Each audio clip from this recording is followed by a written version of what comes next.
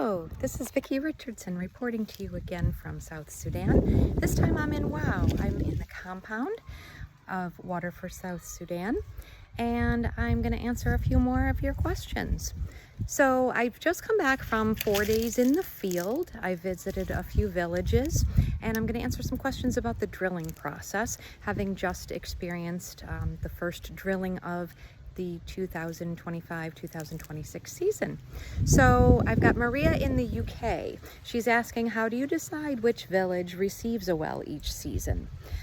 So this is a detailed process, and it includes reviewing community requests. We have to think about accessibility. How can we get into the village?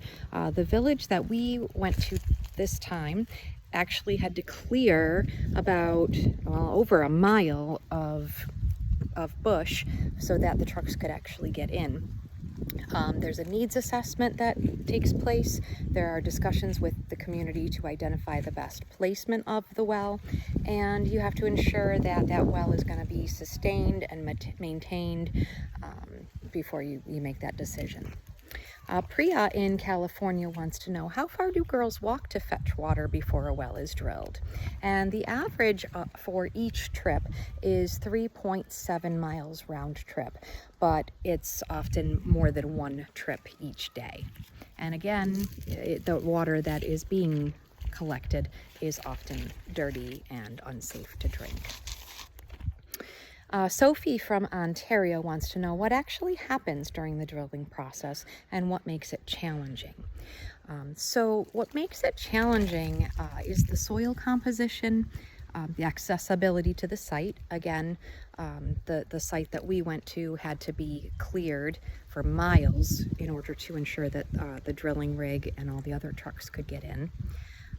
The equipment has to work properly and not have issues. The weather plays a role. And once the process begins, collapse is always possible. Water must flow continuously. And then it's always a possibility that no matter how careful you are about selecting the location, that the aquifer may not be a great aquifer. So it's always a challenge, and it's always a process that you worry about throughout the entire about 24 hours that you're going through it. Now, we visited Ethau village, which is in Tonge North in Warrap State. I did take a lot of videos and a lot of pictures, which you should be able to access hopefully on Facebook, so you can see what that process looks like. Thanks for watching, and I hope to see you again soon.